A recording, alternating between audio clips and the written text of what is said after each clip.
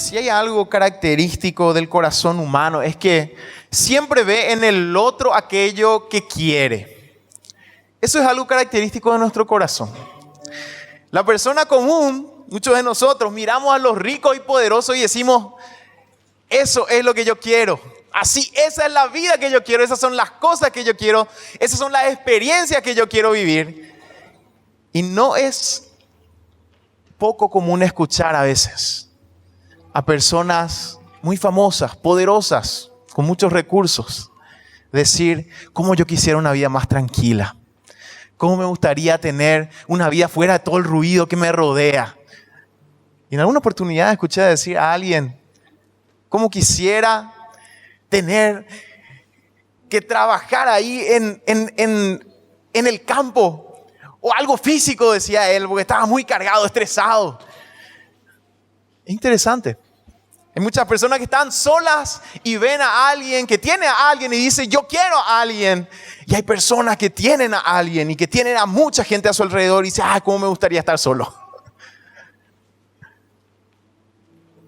Este sentimiento tiene un nombre y ese nombre es insatisfacción. Más de uno habrá recibido en su vida uno de esos videos con una música triste, cuyo objetivo es que valoremos lo que tenemos, ¿verdad? De repente nos muestran la imagen de alguien que no tiene algo para comer y el propósito de esos videos es resaltar que tenemos que estar agradecidos si nosotros tenemos algo para comer. A veces son imágenes, videos de personas que tienen a alguien y que perdieron a alguien y entonces se nos dice, bueno, tenemos que valorar que tenemos a alguien. Y la pregunta es, ¿por qué sucede esto? Y presten atención a estas dos preguntas que voy a hacer. ¿Por qué es que aparentemente tenemos que esforzarnos para valorar lo que tenemos? Primera pregunta, ¿acaso no es lo más natural que uno valore lo que tiene? ¿No debería ser lo más natural? Segunda pregunta, ¿acaso no es lo más lógico que uno se enfoque y se alegre con lo que tiene en lugar de en lo que no tiene? ¿Acaso no es lo más lógico? Pensemos eso. ¿Por qué es que nos estresamos, nos entristecemos por aquello que no tenemos, siendo que por lo menos aunque tengamos poco, algo tenemos? ¿Por qué si eso sería lo lógico? ¿Por qué cargarnos, estresarnos, preocuparnos por aquello que no tenemos? Y sin embargo, esa es la realidad de nuestro corazón, ¿verdad que es así? Miramos a otros y decimos, eso es lo que yo quiero. Tenemos ya algo, pero miramos y decimos, yo quiero más, yo quiero algo más. ¿Por qué sucede esto? La respuesta que encontramos en la Biblia es que nuestro corazón tiene un problema. Nuestro corazón como seres humanos tiene un problema que es más grave de lo que parece. Los capítulos 3 y 4, aquellos que tienen sus Biblias pueden abrirlo ahí del Evangelio de Juan. Los que no tienen vamos a estar proyectándolos arriba. Y el título del mensaje en esta noche es Esperanza para la insatisfacción. Los capítulos 3 y 4 del Evangelio de Juan tienen dos de las historias más conocidas de la Biblia. Con frecuencia no notamos la conexión entre ambos relatos y particularmente entre los dos personajes que vamos a mencionar en esos relatos, o se mencionan en esos relatos. En primer lugar, en el capítulo 3 del Evangelio de Juan, Jesús se encuentra con Nicodemo, el fariseo. Y en el capítulo 4, Jesús se encuentra con la mujer samaritana. Dos personajes totalmente diferentes, pero con algo en común. Nicodemo, según la Biblia, era un hombre principal entre los judíos y fariseos. Esto quiere decir que él era miembro del Sanedrín, del Tribunal de Justicia del pueblo de Israel. Y estar en este lugar significaba tener una posición muy privilegiada social y económicamente. Este era Nicodemo. Por otro lado, la mujer samaritana era una persona marginada. La palabra nos dice que había tenido 5 maridos y con el que estaba ahora no era su marido. Quizás ella, como muchas personas hoy, quizás como muchas mujeres todavía hoy, incluso en nuestro contexto, necesitaba un hombre para sobrevivir en la sociedad en la que vivía. Pero era una mujer marginada, moral y socialmente. Los personajes no pueden ser más opuestos. Uno era un hombre de renombre, la otra una mujer de mala fama. Uno tenía grandes privilegios, la otra ni siquiera tenía marido y esto representaba que socialmente estaba afectada porque probablemente ni siquiera tenía propiedades, no tenía marido. Pero ambos tenían el mismo problema. la insatisfacción. Y vamos a ver estas historias para darnos cuenta que la Biblia presenta la raíz de este gran problema de nuestro corazón, la causa de la insatisfacción, pero también nos da la solución. Y vamos a ir hoy de atrás para adelante. Vamos a comenzar con el relato de la mujer samaritana en el capítulo 4 y después ir al relato en el capítulo 3 de Jesús y Nicodemo. Y quiero leer con ustedes Juan capítulo 4, versículo 7 en adelante. Dice así la palabra del Señor, lo tenemos arriba para los que quieran seguir. Vino una mujer de Samaria a sacar agua y Jesús le dijo, dame de beber, pues sus discípulos habían ido a la ciudad a comprar de comer. La mujer samaritana le dijo, ¿cómo tú siendo judío me pides a mí de beber que soy mujer samaritana? Porque judíos y samaritanos no se tratan entre sí. Respondió Jesús y le dijo, si conocieras el don de Dios y quién es el que te dice dame de beber, tú le pedirías y él te daría agua viva. La mujer le dijo, Señor, no tienes con qué sacarla y el pozo es hondo. ¿De dónde pues tienes el agua viva?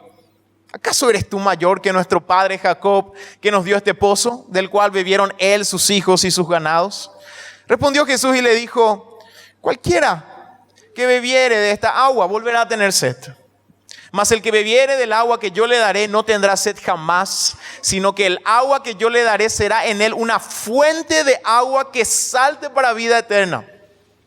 La mujer le dijo, Señor, dame esa agua para que no tenga yo sed ni venga aquí a sacarla. Jesús le dijo, ve, llama a tu marido y ven acá. Respondió la mujer y dijo, no tengo marido. Jesús le dijo, bien has dicho, no tengo marido, porque 5 maridos has tenido y el que ahora tienes no es tu marido. Esto has dicho con verdad. Le dijo la mujer, y hasta aquí leemos la palabra, Señor, me parece que tú eres profeta. En primer lugar vamos a ver lo que nos enseña la actitud de Jesús. Recordemos que la Biblia presenta a Jesús como el Hijo de Dios, Dios encarnado, en otras palabras, Dios mismo. Es decir, cuando vemos a Jesús y leemos lo que Él hizo, estamos conociendo cómo es Dios y quién Él es. ¿Qué hizo Jesús? Jesús cruzó varias barreras para encontrarse con esta mujer necesitada. Y esto nos enseña algo maravilloso acerca de quién es Dios y cómo Él es. Dios es un Dios misericordioso. Dios es un Dios lleno de gracia. Dios es un Dios que reconoce la necesidad de aquellos que están sufriendo, de aquellos que están necesitados. ¿Cómo sabemos que Jesús cruzó las barreras? Cuando Jesús se encuentra con la mujer, lo primero que ella le dice, se sorprende porque Jesús le pide agua, estaba en el pozo. Y la mujer samaritana le dice, ¿cómo tú siendo judío me pides a mí de beber que soy mujer samaritana? Y Juan aclara, porque judíos y samaritanos no se tratan entre sí. La primera barrera que cruzó Jesús fue la barrera racial y cultural. Jesús era judío. La mujer era de Samaria, una región diferente que tenía una historia muy particular. Los samaritanos, a diferencia de los judíos, se habían mezclado con ciertos pueblos y habían, desde la óptica de los judíos, perdido la pureza racial. Entonces, cuando ellos miraban a los samaritanos, y algunos de ustedes habrán escuchado unos comentarios que decían que los judíos, hasta si podían, tomaban un camino más largo para no pasar por Samaria, porque ahí estaba la gente que ellos despreciaban. Y no solamente se habían mezclado con otros pueblos, sino que también habían mezclado el área religiosa espiritual. Y tenían una religión sincretista, es decir, que tomaban un poco de todas las religiones de los pueblos con quienes se juntaban y formaron algo medio extraño. Entonces los judíos no se trataban, no se llevaban con los samaritanos. Pero Jesús cruzó esa barrera. Segunda barrera que cruzó Jesús, la barrera de los prejuicios sociales. En esa época, que un hombre hable con una mujer que estaba sola en esa hora del día, alrededor del mediodía, no iba a ser bien visto. Que un hombre se acerque nada más a una mujer. Y sin embargo, Jesús tenía que pasar esa barrera para poder entablar esa conversación. Y Él cruzó esa barrera. Y una última barrera que cruzó Jesús es la de los prejuicios morales. Algunos comentaristas dicen que esta mujer Fue a recoger agua al mediodía porque tenía algo que le impedía moralmente. Porque la hora normal para recoger el agua era la mañana, temprano, las mujeres iban a esa hora. Las mujeres de bien iban a esa hora. Al mediodía, con mucho calor, muy pocos iban a ir a buscar el agua. Entonces es como que esta mujer quería esconderse. Quería ser rápido, que nadie note que ella estaba ahí. Estaba afectada moralmente.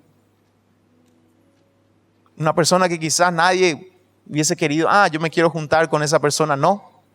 Pero Jesús cruzó esa barrera. Y te hago la pregunta, ¿qué nos enseña esto acerca de quién es Dios y de cómo es Él? Dios es un Dios de gracia y misericordia. Pero Jesús no se queda y no solamente habla con esta mujer, sino que la confronta con su insatisfacción. Cuando la mujer le pregunta, ¿cómo tú siendo judío me pides a mí de beber que soy mujer samaritana? Respondió Jesús y le dijo, si conocieras el don de Dios y quién es el que te dice, dame de beber, tú le pedirías y él te daría agua viva. Y la mujer comienza a preguntarse, ¿de dónde vas a sacar el agua? No tenés ni siquiera cómo sacar el agua del pozo. Y Jesús le responde, cualquiera que bebiere de esta agua volverá a tener sed, mas el que bebiere del agua que yo le daré no tendrá sed jamás, sino que el agua que yo le daré será en él una fuente de agua que salte para vida. En otras palabras, Jesús le estaba diciendo, si vos recibís el agua que yo te voy a dar o que yo te puedo dar, esa agua va a saciarte de adentro para afuera, no de afuera para adentro. En estos días que hizo mucho calor, muchos habrán seguido en las noticias los hinchas argentinos que vinieron para la final de la Sudamericana. Era muy simpático, se pusieron ahí en la costanera y vinieron algunos carros de la ESAP y le derramaban agua, ¿verdad? Para refrescarles. Y uno le veía a la gente ahí feliz, mojándose, ¿verdad? Ahora, me acordé al estar preparando el mensaje de eso, es una forma de refrescarse que te venga agua por fuera, ¿verdad? Pero imagínate que tenés sed, no estuviste tomando agua todo el día. Hace mucho calor, nosotros sabemos lo que es el calor. Y te dicen, genial, yo tengo agua, pero te voy a derramar el agua encima. Te va a refrescar, pero esa sed va a permanecer ahí, ¿verdad? Y muchos de nosotros diríamos, más me vale tomar un frío tereré que me derramen el agua encima, porque eso me va a refrescar mucho más si el agua entra dentro de mi cuerpo que si me lo derraman encima. Y Jesús iba aún más allá, él decía, mi agua no es que entra por fuera y entra en el cuerpo, sino que de tu cuerpo, de tu ser, de tu corazón va a fluir agua viva para vida eterna. Es decir, vas a estar saciada completamente, totalmente y siempre. Eso es lo que Jesús le estaba diciendo a esta mujer. Él le confrontó con su insatisfacción. Usa la imagen del agua, algo físico, pero en realidad hablándole de algo espiritual, algo mucho más profundo. La sed espiritual es lo que produce esa insatisfacción. Eduardo Galeano, un famoso escritor, periodista uruguayo, según él, que él no dijo esto, sino que lo escribió y después se lo atribuyeron a él. Y le habían hecho una pregunta acerca de la utopía. La utopía es una idea o un mundo ideal que nosotros tenemos. A veces hablamos, no, vos me estás presentando una utopía, significa me estás presentando algo imposible, algo demasiado ideal, algo demasiado grandioso. Y Eduardo Galeano hablaba de la importancia de la utopía. ¿Y por qué? Porque dice que en una reunión unos estudiantes le preguntaban ¿por qué es importante la utopía? Tener una imagen en el horizonte, una imagen ideal. Y él decía, la utopía es así. Yo camino 2 pasos y la utopía está en el horizonte, se aleja otros 2 pasos. Camino 5 pasos. Y eso que yo quiero se va alejando. Entonces me pregunto, decía él, ¿para qué sirve la utopía? Y él respondía, justamente para eso, para seguir caminando. Y suena lindo lo que él dice. Y es quizás una de las justificaciones más elocuentes y bellas para la insatisfacción humana. Pero en esta frase, en esta explicación, él estaba reconociendo lo que hay en el corazón. Siempre buscamos algo y parece que cuando estamos por alcanzar se aleja un poco más. Y se aleja un poco más.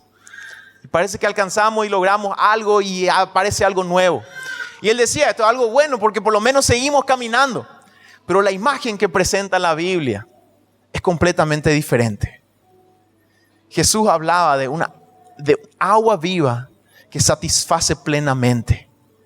Jesús decía, no es que seguimos caminando porque nunca alcanzamos. Caminamos en gozo porque alguien ya lo hizo todo por nosotros.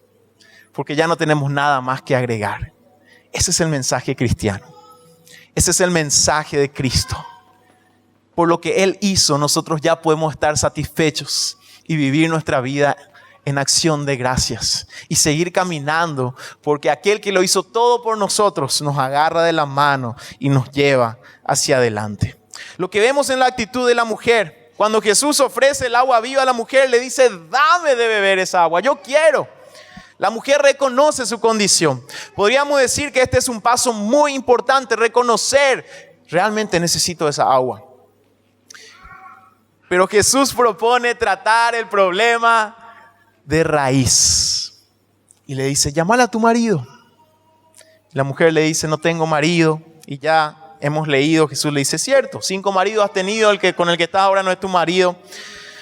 Y esto nos demuestra algo. La insatisfacción no es realmente el problema, sino la consecuencia de algo.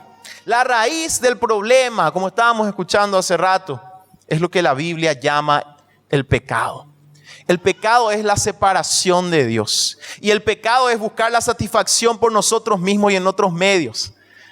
Jesús le pudo haber dicho, sí, yo te doy el agua. No, Él le confrontó con su circunstancia. Le dice, tenés que solucionar el problema del pecado. Esa es la raíz de la insatisfacción. Llámala a tu marido. Jesús expone su vida, expone lo que ella estaba viviendo. Y la mujer da una grandiosa excusa. No lo leímos, pero la historia sigue así. Y ella le dice, ustedes los judíos dicen que se tienen que adorar en Jerusalén. Nosotros adoramos aquí en el monte. Y Jesús le dice, llegó el momento en que nadie va a poder dar esa excusa. En que los verdaderos adoradores lo harán en espíritu y en verdad. Y la mujer le dice, yo sé que cuando venga el Mesías, aquel profetizado en la Biblia, en el Antiguo Testamento, Él nos va a enseñar todas las cosas. Y Jesús le dice, yo soy. Interesante. A veces muchos reconocen su insatisfacción, reconocen su pecado, pero ahí aparece la excusa. Y cuando se habla de temas espirituales, ese es un tema muy sensible. Porque uno dice, yo no quiero que me cambie mi religión, vos me querés meter esto, aquello. Lo mismo, la misma manera en que reaccionó esta mujer. Ustedes los judíos dicen que se tiene que adorar a Dios así, así. Y Jesús le dice, no se trata de eso. Dios busca a aquellos que le van a adorar en espíritu y en verdad.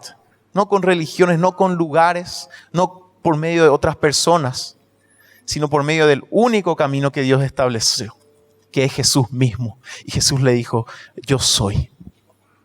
Jesús es la solución para esa insatisfacción que hay en nuestro corazón.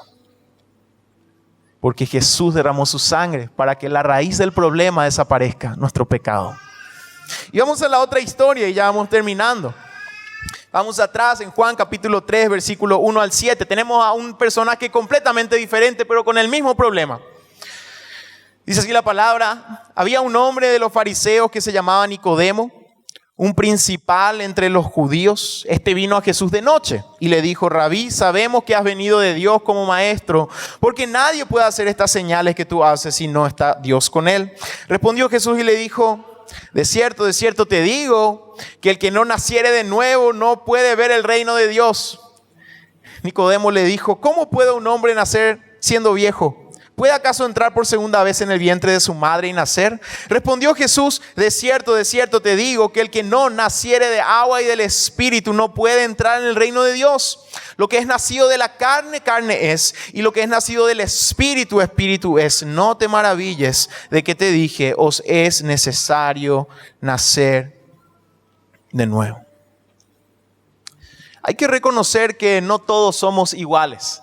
A veces hoy está muy de moda el discurso de que todos los seres humanos somos iguales, podemos alcanzar las mismas cosas. Y en cierto sentido es real eso, pero también hay que reconocer que hay algunos que simplemente son mejores en algunas cosas y otros son mejores en otras cosas.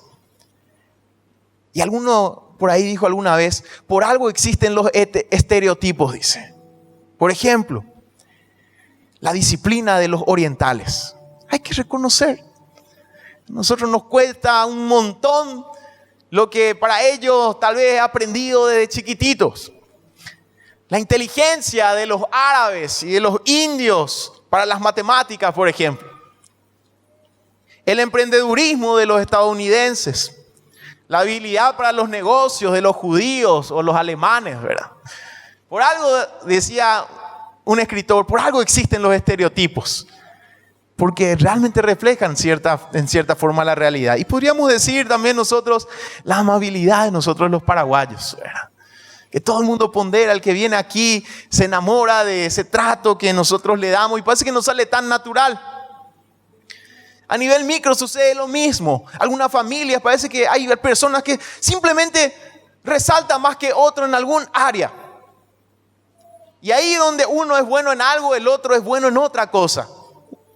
Si vamos a medir nuestra igualdad en aquello que donde sobresalimos en lo que somos buenos, nos vamos a dar cuenta que no, es muy difícil decir somos iguales porque somos los mejores en esto o aquello en las cosas. No, pero hay algo en donde somos iguales y algo que nos une a todos y algo que nos equilibra a todos. Y esto es, según la Biblia, nuestra condición de pecado, el cual se refleja en nuestra insatisfacción. Si queremos encontrar en qué nos parecemos todos los seres humanos, somos diferentes en nuestras habilidades, pero nuestra condición de insatisfacción como consecuencia del pecado, eso es lo que nos une. Nicodemo es totalmente diferente a la mujer del primer relato. Era un hombre exitoso, social y moralmente. Nadie lo llamaría un pecador, pero tenía el mismo problema. Se acerca a Jesús de noche, demostrando temor y quizás vergüenza. Está interesado en Jesús, pero la respuesta de lo sorprende. Jesús le dice, tenés que nacer de nuevo. Sí, vos, Nicodemo, que sos el principal de los judíos, que sos una persona reconocida, social, moral, económicamente, necesitas nacer de nuevo. Nacer de nuevo es quizás para aquellos que cambian su vida radicalmente. Nosotros pensamos, esa persona tiene que nacer de nuevo, tiene una vida desordenada. Nacer de nuevo es ordenar su vida. Sin embargo, Nicodemo era una persona que tenía su vida ordenada y a él le dice Jesús, tenés que nacer de nuevo. Los logros terrenales, ya sean económicos o morales, son un gran obstáculo para reconocer la raíz de la insatisfacción. Nicodemo tenía el problema, necesitaba agua viva, por algo busca a Jesús, pero él debía dejar su confianza en todo aquello que no era de Cristo. No debe sorprendernos que aquellas personas más religiosas a veces sean las más insatisfechas, porque están poniendo su confianza en algo que no es Dios. Y puede ser muy bueno en el exterior, así como Nicodemo era muy bueno en el exterior. Pero a él le dice Jesús, tenés que nacer de nuevo. ¿Cómo puede un hombre viejo nacer de nuevo?, decía Nicodemo. Hoy muchos quizás reconocen su situación y dicen, realmente yo vivo una vida de insatisfacción. Yo no estoy lleno. Y yo conozco, yo ya sé muchas cosas. Yo caminé incluso ya la vida cristiana un buen tiempo, pero tengo insatisfacción. ¿Cómo puedo nacer de nuevo si ya lo sé todo? Si ya tengo mi caminar de cristiano, etcétera. Pero la palabra del Señor dice, Jesús dice, tenés que nacer de nuevo. Esa es la clave. Termino preguntándote, según lo que la palabra del Señor nos enseña, ¿cuál es la esperanza para la insatisfacción? Una rendición total a Jesús. Jesús dijo, yo soy. Y estábamos escuchando el testimonio de esta hermosa familia y nos damos cuenta de que todos pasamos por circunstancias difíciles. Seguir a Cristo no significa que las circunstancias van a desaparecer. Pero si hay algo que podemos estar seguros y lo escuchamos en el testimonio, es que Dios nos habla por medio de toda circunstancia. y encontramos en Él esa agua que nos llena. ¿Cuál es la esperanza para la insatisfacción? Tomar esa agua viva, nacer de nuevo. Y esto es algo que solamente Dios puede hacer. No lo podemos hacer con nuestras propias fuerzas, no podemos hacerlo con los recursos que tenemos. Solo Dios lo puede hacer. Lo que nosotros podemos hacer es pedir y rogar que el Señor haga esto en nuestras vidas. Les invito a que puedan inclinar la cabeza, cerrar los ojos y te pregunto, ¿tenés sed? ¿Está tu corazón sediento? ¿Estás persiguiendo incesantemente ese horizonte? Le das 2 pasos, se aleja. Caminas 5 pasos, se aleja. La realidad es que esa llenura y la esperanza para esa insatisfacción está solamente en Jesús. Y solamente solucionando el problema más grave que tenemos, que es nuestra separación de Dios, que es el pecado. Porque la insatisfacción es consecuencia de eso. Pero Jesús nos ofrece esa agua viva. Nos dice que tenemos que nacer de nuevo. Porque Él es la respuesta a esa sed. Y si tenés sed, te invito a que en este momento puedas decirle al Señor: Jesús, te necesito, quiero esa agua, Señor, dame esa agua. Yo sé que solamente tu mano y tu poder puede saciar mi sed espiritual, puede curar mi insatisfacción. Y si estás sintiendo esto y el llamado del Señor, te invito a que puedas hacer conmigo, que ores conmigo esta oración que voy a hacer. Lo hagas de todo corazón. Una oración que no tiene nada de especial, pero que hoy puede marcar un día en que comenzás a caminar de una manera diferente, ahora tomando de la mano del Señor. Abriéndole tu corazón para que esa agua viva pueda fluir, no de afuera para adentro, sino de adentro para afuera. Una llenura total. Eso es lo que el Señor Jesús puede dar y nos quiere dar, y solamente Él lo puede hacer. Lo que nosotros podemos hacer es pedir y rendirnos y reconocer nuestra necesidad y pedirle la ayuda, y Él nos va a responder. Si estás sintiendo esto y estás en insatisfacción, estás necesitando del Señor, yo te voy a pedir otra vez que mientras estoy orando puedas ponerte en pie y como un símbolo hacer esta oración conmigo y decirle al Señor que te le necesitas. Y voy a orar en este momento, y si lo sentís y estás sintiendo ese llamado del Señor, ponete en pie en este momento y vamos a decirle al Señor: Señor Jesús, he escuchado tu palabra y ese soy yo, Señor. Yo soy como esa mujer que tiene un corazón insatisfecho. Yo soy como aquel hombre que aunque ganó muchas cosas y tenía tantas cosas, todavía tenía un vacío en su ser. Yo te necesito, Señor. Y hoy estoy aquí rendido y quiero que vengas a mi vida y yo quiero esa agua, Señor. Dame de beber. Hoy escuché que mi mayor problema es mi pecado. Es estar separado de ti. Es querer buscar saciedad en cualquier otra cosa, pero hoy me arrepiento y vengo a ti, Señor, diciéndote que te voy a seguir, que voy a entregarte mi vida completamente, no en partes, no en porciones, completamente, para que seas tú mi Señor y mi Salvador. Te entrego mi ser, Señor, y hago esta oración en el nombre de Jesús. Amén y amén. Fuimos llamados a amar a Dios más que a todo lo demás, incluso nuestra propia vida. Si algo impide que amemos a Dios con todo nuestro ser, todavía no entendimos el mensaje del Evangelio. Amar a Dios por sobre todo lo demás.